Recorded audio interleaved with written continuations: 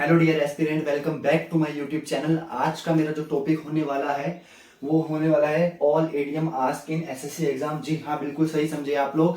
जितने भी अभी तक एडीएम्स हमारे एसएससी एग्जाम में पूछे गए हैं वो मैं करवाने वाला हूँ। ये एक डेली सीरीज चलेगी जिसमें मैं हर एक वीडियो में 20 वर्ड्स के एडीएम्स लेके आऊंगा। जैसे कि आप देख सकते हो, हर एक वीडियो में 20 वर्ड्स के आपको वर्ड मिलेंगे जिसको मैं आपको ट्रिक के साथ करवाऊंगा। जी हाँ, बिल्कुल सही समझे आप, मैं ट्रिक के साथ समझाऊंगा। स्मार्ट वर्क हमें करना है, जैसे कि मैंने आपको पहली वीडियो में समझा दिया था कि स्मार्ट वर्क हम करेंगे। हार्ड वर्क पे हमें विश्वास नहीं रखता, स्मार्ट वर्क करेंगे। आपको एक एक चीज मैं ट्रिक के साथ समझाऊंगा। और देखो देखो पहली बात, मैं एक इंपॉर्टेंट बात आपको बताना चाहूंगा कि बहुत सारे जितने भी यूट्यूबर दावा करते हैं बस इतना कर लो, इतना काफी है, ये पेपर में पक्का छपेगा। मैं ऐसा कुछ दावा नहीं करने वाला, क्योंकि बच्चे देखो ये इडियम्स है, कभी भी कहीं से भी कुछ भी आ सकता है। बट मैं अपना बेस्ट देने वाला हूँ। और मैं आपको एक की पॉइंट और बताने जा रहा हूँ। अगर आप 10, 20, 30, 40 या 100 अगर इडियम करके जा रहे हो यूट्यूब से, जो वीडियो देख के जिसमें वीडियोस आती है most important SSC ask exam, ये ऐसी करके वीडियो आती है, आप बच्चे इसको देखते हो, मैं भी देखता था। और इससे जस्ट मैं आपको बता रहा हूँ, टाइम पास होता है, टाइम वेस्ट होता है और कुछ भी नहीं होता। हाँ, अगर आपका लक बहुत अच्छा है तो क्या पता आपकी शिफ्ट में वो एडीएम आ भी जाए। बट अगर आपका लक अच्छा नहीं है और 90% केसेस में वो एडीएम्स नहीं आते, तो हमें एडीएम्स कम से कम 700 से 800 यानी कि हमें एडीएम्स इतने पढ़ने पड़ेंगे। और मैं आपके साथ बना रहूंगा और आपको सारे एडीएम्स, आपको दावे के साथ मैं कह रहा हूं, दावे के साथ कि आपसे एक एडीएम आपके दिमाग में ऐसा नहीं होगा कि जो फिट ना हो। मैं करवाने वाला हूं, ये दावा देता हूं। आप मेरे साथ बने रहिए, मैं आपके साथ बना रहूंगा। ठीक है, तो शुरू करते हैं हमारा पहला एडीएम विद ट्रिक के साथ। पहला एडीएम है a bad hair day. Bad hair day का मतलब बच्चे, अगर आपको ट्रिक से इसको समझना है बैड हेयर डे को, तो आप समझो कि हेयर हटा दो बीच में से, आप बैड डे क्या बन गया, आप बैड डे। जिसका मतलब तो आपको समझ ही आया होगा, everything goes wrong in a day, कि हर एक चीज पूरे दिन में गलत जा रही है। तो पहला आपका इडियम क्लियर होता है बैड हेयर डे। बीच में से अगर हेयर हटा दिया तो बैड डे बचेगा, तो जिसमें से आपका पहला इडियम क्लियर होता है। दूसरा, आ बैड पैच। देखो आज आपको सबको पता है कि जो हमारे हेयर पे पैचेस लग रहे हैं, ठीक है, तो सपोज करो, इमेजिन करो कि हमारे भी, बस हो ना जाए भगवान, बट इमेजिन करो कि बैड पैच, एक पैच लगा है जो कि बहुत गंदा है, छी मजाक, बेकार एकदम। अब बैड पैच, तो एक गंदा पैच लग गया जिसका मीनिंग क्या होगा, पीरियड ऑफ डिफिकल्टी। अगर देखो, अगर आपके सर पे एक बैड पैच लग जाएगा, ठीक है, अगर आपके सर पे एक बैड पैच लग जाएगा तो क्या होगा, आपको बहुत ज्यादा डिफिकल्टी होगी, बहुत ज्यादा डिफिकल्टी होगी। तो बैड पैच, एक जो गंदा पैच है वो आपको क्या दे रहा है, बहुत ज्यादा डिफिकल्टी दे रहा है। तो पीरियड ऑफ डिफिकल्टी क्लियर है, आई नो ये क्लियर होने वाले हैं आपको। मैं ट्रिक के साथ आपको करवा रहा हूं, आपने 2 से 3 बार इस वीडियो को बस देखना है रिवीजन के तौर पे, आपके दिमाग में फिट हो जाने वाले हैं। बस इमेजिनेशन करके आप अपनी ट्रिक खुद भी बना सकते हो बच्चों। A bed of roses, a bed of roses, इसका मतलब क्या होगा, देखो रोजेस में जब हम हाथ में लेते हैं, जब रोजेस पे चलते हैं तो क्या होता है, बहुत स्मूथ लगता है, बहुत कंफर्टेबल लगता है। और अगर एक पूरे बेड, अगर एक बेड पे क्या कर देंगे, एक रोजेस बिछा देंगे तो क्या हो जाएगा, बहुत ज्यादा कंफर्टेबल हो जाएगा। हाँ बिल्कुल, इसका मतलब ये निकल के आया आ बेड ऑफ रोजेस का an easy and happy situation, जिसका मतलब ये आपको समझ आ गया होगा कि बहुत इजी और खुश हाली वाली सिचुएशन है। ठीक है, आपको क्लियर हो गया होगा ये। ठीक है, मैं बहुत फास्ट चल रहा हूं क्योंकि मुझे 500 से 600 वो क्या आपको कवर करवानी है, हर एक दिन वीडियो आएगी और मैं अपनी जान करके मैं तेज बोल रहा हूं, ताकि मेरी जो वीडियो की लेंथ वो शॉर्ट रहे और आपका कम समय में आपका ज्यादा काम हो सके। और stay away from that videos, कि बस इतना कर लो काफी है, कुछ नहीं होगा, छित्तर मारो उनके और कुछ भी नहीं होता। ये सब गुमराह करने वाली बातें हैं, अपने व्यूज लाने की बातें हैं। और आप बच्चे यार, उनके व्यूज आप दे रहे हो, उनको पता है कि बच्चे बहुत शॉर्टकट चल रहे हैं, डेट्स वो ऐसे थंबनेल का ऐसे कंटेंट लेके आ रहे हैं। और अगर आपको एसएससी निकालना है तो आपको इसको बहुत अच्छे से पढ़ना पड़ेगा, क्योंकि कुछ भी आ सकता है एसएससी में। बैक टू अवर टॉपिक, आप बी हाई। आप बी हाई, बी हाई का मतलब बी से मधुमक्खी और हाई मधुमक्खी का छत्ता। ठीक है, तो आप इमेजिन करो कि बहुत सारी मधुमक्खी अपने छत्ते पे घूम रही है, तो क्या होगा, बिजी प्लेस, तो बहुत ज्यादा क्राउडेड हो जाएगा, बिजी प्लेस हो जाएगा। समझ रहे हो कि एक बी है और बहुत सारी हाइव के उसके बीज घूम रही है, तो बहुत ज्यादा बिजी हो जाएगा, वो बिजी प्लेस हो जाएगा। तो आप इसको ऐसे लर्न कर सकते हो। आप बिग ड्रॉ, तो इसका इजी है, आप big draw huge attraction. Suppose करो एक मैच है, जरूरी नहीं क्रिकेट का मैच है, कोई भी मैच हो, वो ड्रॉ हो गया है, और अब आप देखो कि वो मैच ड्रॉ हो गया और उस मैच को देखने के लिए बहुत लोग आए थे और वो ड्रॉ हो चुका है। तो आप बिग ड्रॉ, इतना बड़ा मैच ड्रॉ हो गया है और उसको देखने ह्यूज अट्रैक्शन, बहुत लोग देखने आए थे। चलो अब हम इस 5 वर्ड को वापस रिवाइज करते हैं। आप बैड हेयर डे, मैंने आपको समझाया था कि बैड हटा दो, सॉरी हेयर हटा दो तो आप बैड डे, बहुत गंदा दिन है, जिसका मतलब everything goes wrong on a day. आप बैड पैच, एक गंदा पैच लगा दे जो बहुत बेकार है, तो डिफिकल्टी हो रही है आपको उसमें। बेड ऑफ रोसेस, एक अगर एक गुलाब के बेड अगर पे बिछा दी और आप आराम से मस्त सो, एसएससी के सपने देखो कि हमने एसएससी का निकाल लिया, तो क्या होगा, बहुत इजी और हैप्पी सिचुएशन आपके लिए हो जाने वाली है।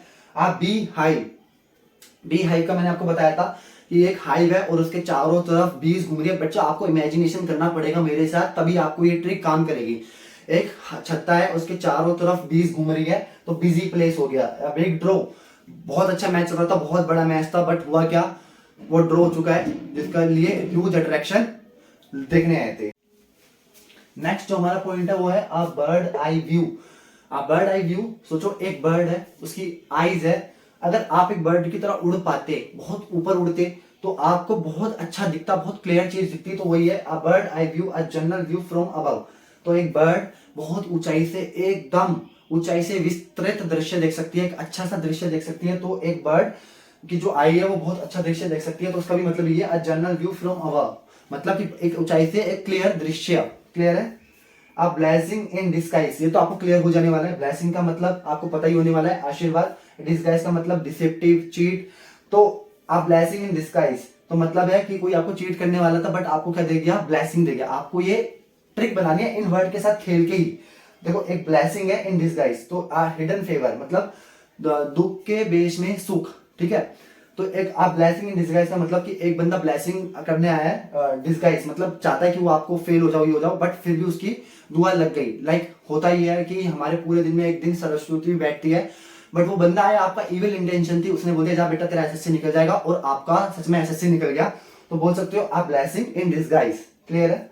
आप ब्लू आई बॉय, अब ये तो बहुत इजी है, हमारी ऐश्वर्या राय जी, उनकी ब्लू आईज है, तो क्या होता है, वन हु इज फेवरेट, वो सबकी फेवरेट भी है, ठीक है। तो अगर आपकी क्लास में आपके आसपास किसी की अगर ब्लू आईज है, तो बहुत आप उसको अच्छे से देखते हो कि यार इसकी तो ब्लू आईज है, हमारी तो नहीं है, ठीक है। तो वन हु इज फेवरेट, तो आप ये देखो कि आपके आसपास एक ब्लू आईज का लड़का रहता है और वो सबका फेवरेट है। आप इस ट्रिक को ऐसे लर्न कर सकते हो।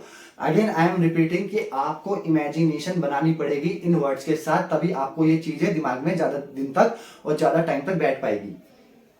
बोल्ट फ्रॉम द ब्लू, इसको कैसे ट्रिक है, देखो a bolt from the blue, blue blue मतलब पूरा आसमान ब्लू है, और बोल्ट थंडर बोल्ट गिर गया, तो आ कंप्लीट सरप्राइज। आप रास्ते में चल रहे हो करके, आपको पता ही नहीं है कि क्या होने वाला है, आपको लग रहा है कि भाई आसमान तो बहुत ब्लू है, और अचानक से बोल्ट गिर गया, थंडर बोल्ट गिर गया, तो आपके लिए बिल्कुल कंप्लीट सरप्राइज हो जाएगा उस टाइम पे, ठीक है। अभी हम 11 इडियम्स और करेंगे। So now we have 10th, a bone of contention, which means अभी इसको अभी ट्रिक बनाते हैं, अभी ट्रिक के साथ इसको सॉल्व करवाते हैं। सपोज इमेजिनेशन करना है अगेन कि आपके घर में कोई पेट डॉग होएगा, तो आप उसके लिए बोन लेके आए। अब आपको तो पता ही है कि कुत्ते को अपनी हड्डी से कितना प्यार होता है, तो आपने उसको बोन ले जाके दे दी कि ले बेटा, ठीक है। तो उसने अपने मुंह में रख ली, और कोई यहाँ पर कोई रिलेटिव आया, उसने हल्की सी बोन लेने की कोशिश करी, और कुत्ते ने उसको जितना भी था बहुत अच्छे से खत्म कर दिया। Sorry, pet dog again. तो उसको बिल्कुल अच्छे से खत्म कर दिया बढ़िया तरीके से। तो अब आपके पापा आपको डांट रहे कि भाई तू ही है लड़ाई की जड़, तू ही है लड़ाई की जड़, कि जो तू बोन लेके आया। तो a bone of contention, cause of dispute. तो आपको इमेजिनेशन बना के चलना है। अगर आपको ये वर्ड्स ज्यादा टाइम तक इसको लर्न करने, अपने दिमाग में रखना है, अभी एसएससी सीजीएल आने वाला है जुलाई में या अगस्त में, तो आपको उसमें बहुत ये काम आने वाला है। अगेन मैं कहूंगा कि बहुत सारी वीडियोस ऐसी बनेगी कि जिसमें 10, 20, 100 ईडीएम कराए जाएंगे, और उसका आपको पीडीएफ सबमिट करवा दिया जाएगा अपने उनके डिस्क्रिप्शन में टेलीग्राम पे। मैं ऐसा कुछ नहीं करने वाला, आपको यहीं से सीखना है। आपको ये वीडियो 2 बार देखनी है, 3 बार देखनी है, और आपके 20 वर्ड समाप्त हो जाएंगे। हर एक वीडियो मेरी सीक्वेंस से आएगी डेली। 11th, आप बोल इन चाइना, ये भी बहुत इजी है। आप बोल इन चाइना, सपोज चाइना के अंदर एक बुल आ गया, ठीक है, चाइना के अंदर एक बुल आ गया, तो अब वहां का जो ऑफिसर आता है तो सबसे पहले ये पूछेगा कि भाई बुल कौन छोड़ के गया था, तो सारे चाइना के लोग कह रहे हैं क्लमसी पर्सन। भाई ये जो चाइना के अंदर जो बुल छोड़ के गया था, क्लमसी पर्सन, क्लमसी पर्सन का मतलब होता है अनाड़ी व्यक्ति। तो आप बुल इन चाइना का मतलब अनाड़ी व्यक्ति। अगेन कि चाइना के अंदर बुल आ गया, भाई पुलिस ऑफिसर आया, उसने पूछा कि भाई ये बुल कौन छोड़ के गया था चाइना के अंदर, तो वहां के सब लोग कह रहे एक क्लमसी पर्सन, अनाड़ी व्यक्ति। अगर क्लमसी की आपको ट्रिक नहीं पता तो उसकी भी मैं बता देता हूँ। जैसे कि एक वोकैब है, क्लमसी का मतलब जिस इंसान को कलम चलाने नहीं आती तो उसको क्या बोलेंगे, अरे ये तो अनाड़ी व्यक्ति है, इसको तो कलम भी चलाने नहीं आती, तो कलम से हो गया। अब बर्निंग क्वेश्चन, सपोज आप पेपर दे के आए, आपको जो क्वेश्चन पेपर था वो बर्निंग हो गया, जल गया। अब आप रो रहे हो बुरी तरह, उसमें तो मेरा बहुत इंपॉर्टेंट क्वेश्चन से मेरा पेपर जल गया है। तो आप बर्निंग क्वेश्चन, आपका बर्निंग हो गया क्वेश्चन बिकॉज उसके अंदर आप रो रहे हो बिकॉज उसके अंदर इंपॉर्टेंट क्वेश्चन थे। क्लियर है। आप केक वॉक, केक वॉक तो बहुत इजी है, एक केक के ऊपर वॉक करना। सपोज आप इमेजिनेशन बनाओ, एक केक रखा है, आप उसके ऊपर वॉक कर रहे हो करके, तो इजी, बहुत जल्दी वॉक कर लोगे आप। क्यों? क्योंकि केक तो आपको पता ही होगा स्पॉन्जी सा होता है, बहुत क्रीम्स होती है उसके अंदर। तो cake walk an easy task. Cake walk तो आपको क्लियर हो गया होगा कि आप केक को अगर हाथ में पकड़ो तो क्रीम क्रीम आ जाती है, इजी टास्क है आपके लिए। अ केन ऑफ वॉर्म्स, इसको अभी बनाते हैं। आर्केन ऑफ वॉर्म का मतलब होता है कॉम्प्लिकेटेड प्रॉब्लम। इसको अभी ट्रिक के साथ इसको सॉल्व करेंगे। आर्केन ऑफ वॉर्म का मतलब, सपोज आ कैन, एक केन है, केन मतलब थम्स अप का एक केन है, उसके ऊपर बहुत सारे वॉर्म्स चल रहे हैं, कीड़े मकोड़े बहुत सारे चल रहे हैं। तो आपको कोई बोल रहा है कि भाई इस वॉर्म को हटा दे इस केन पे से, तो आप क्या बोलोगे, भाई ये कॉम्प्लिकेटेड प्रॉब्लम है, मैं नहीं कर सकता इसको, ये तो बहुत कॉम्प्लिकेटेड है, छी इसको तो मैं उठाऊ भी ना। तो समझ आ गया कि एक कैन है, उसके ऊपर बहुत सारे वॉर्म्स चल रहे हैं और आपको किसी ने बोला कि भाई इसको हटा के उधर रख दे यार, तो आपने बोला नहीं भाई ये बहुत कॉम्प्लिकेटेड है, मेरे से नहीं हो पाएगा, सॉरी बहुत जटिल परिस्थिति है मेरे लिए। ठीक है। आ कैरेट एंड स्टिक अप्रोच, ये तो आपको पता ही होगा, बहुत फेमस मुहावरा है कि पहले कैरेट दी फिर स्टिक अप्रोच, मतलब पहले आपको कैरेट दी फिर स्टिक से मारा आपको बहुत बुरी तरह, तो रिवार्ड एंड पनिशमेंट। क्लियर है। तो ये तो बहुत इजी था, आई डोंट थिंक सो इसमें आपको प्रॉब्लम होगी। आ चेंज ऑफ हार्ट, इसका मतलब यही है, आ चेंज ऑफ हार्ट कि आपका जो हृदय है या दिल है वो परिवर्तन हो गया, तो चेंज इन वंस ओपिनियन या changes one's heart. A change of heart मतलब मेरा जो दिल है अब वो चेंज होता जा रहा है। अब अगर आपका दिल चेंज होगा, सपोज कभी किसी के आपके दिल में किसी को मारने की बहुत प्लानिंग है, किसी की फील्डिंग बिठाने की, भाई ये तो बंदा गया, इसका तो मैं गेम बजा दूंगा। अब हुआ क्या, अब आपका सडनली आपका जो हार्ट है वो चेंज हो जाता है, तो अब उस बंदे के लिए आपका जो ओपिनियन है वो भी चेंज हो जाएगा। तो आज चेंज ऑफ हार्ट का मतलब चेंज इन वंस ओपिनियन। आज चाइल्ड्स प्ले, कहते हैं ये तो बच्चों का खेल है यार, तो वेरी इजी, इसमें भी कोई आपको दिक्कत नहीं होने वाली थी। Chief of the old block, ये थोड़ा ट्रिकी है, तो इसका मतलब डिसेबलिंग पेरेंट्स। इसका मैं हिंदी में पहले मतलब बता दूं, चीफ ऑफ ओल्ड ब्लॉक का जैसा बाप वैसा बेटा, तो बहुत बढ़िया है। चीफ ऑफ ओल्ड ब्लॉक मतलब आप ब्लॉक को मान लो, एक ब्लॉक लक्कड़ का एक बहुत बड़ा ब्लॉक है, आपको इमेजिनेशन करना पड़ेगा मेरे साथ। एक बहुत बड़ा लक्कड़ का ब्लॉक है, उस ब्लॉक में से मैंने चिप निकाल के इधर रख दी, मतलब एक लक्कड़ का बहुत बड़ा ब्लॉक है, उसका मैंने पीस चिप निकाल के इधर रख दी। तो अब एक बंदा आया कि मैंने उसको दिखाया, मैंने कहा कि भाई देख ये एक लकड़ी है और इसी का पीस मैंने यहाँ पर निकाल के रखा हुआ है, एक चिप निकाल के रखी है। तो वो बोलेगा हाँ भाई बात तो आप सही कह रहे हो, क्योंकि वो मिला के देखेगा कि भाई आप बात तो सही कह रहे हो, जितना ये बड़ा ब्लॉक है उसकी चिप भी ये सेम है। तो बड़ा ब्लॉक का मतलब फादर हो गया, छोटी चिप है वो बेटा हो गया, तो बड़ा जैसा बाप वैसा बेटा। आ क्लोज शेव, अब जैसे कि हम सब मैन क्या करते हैं, शेव करते हैं, शेविंग करते हैं। तो हुआ क्या कि किसी को फर्स्ट टाइम रेजर यूज कर रहा था, रेजर मारते मारते क्या हुआ, नोज से हल्का सा बच गया, तो मैं क्या बोलूंगा, आ क्लोज शेव, भाई शेव करने के मैं बहुत क्लोज आ गया था, तो नैरो एस्केप फ्रॉम डेंजर। तो आप बाल बचना, आप शेव कर रहे हो, बहुत क्लोज शेव कर रहे हो, तो आपकी जो नाक है वो बच गई, मतलब डेंजर होने से बच गया। आ क्लोज्ड बुक, एक बंद किताब, भाई ये किताब बंद है, तो हम बोलते हैं ना कि भाई इस किताब को मत छूना, आपने हॉरर मूवी देखी होगी कि इस किताब को मत छूना, खोलना मत, तो हम उत्सुक होते हैं कि नहीं यार क्लोज बुक है, इसके अंदर कुछ तो जरूर मिस्ट्री होने वाली है, तो मिस्ट्री। तो आज के लिए गाइस इतना ही, बने रहिए मेरी वीडियो में, नेक्स्ट पार्ट भी इसका आने वाला है, सारे 2020 करके मैं 21 डेज में आपको मैं पूरी जो वोकैब है वो खत्म करवा दूंगा, और बहुत अच्छे से खत्म कराऊंगा विद ट्रिक के साथ, जो आपके आने वाले एसएससी सीजीएल में आपके लिए बहुत मददगार साबित होगा। और ढेर सारी मैं वीडियोस लेके आने वाला हूँ, बने रहिए इस चैनल पे। वोकैब भी मैं इसको लेके आऊंगा, और हिस्ट्री मैं मेन जो सब्जेक्ट है, जो कोचिंग सेंटर्स में मैं पढ़ाता हूँ, मेरा मेन सब्जेक्ट है हिस्ट्री, आई लव हिस्ट्री, और इसको मैं कितने अच्छे तरीके से पढ़ाऊंगा कि आप भी मजा आ जाएगा आपको। बस बने रहिए, आज के लिए इतना ही।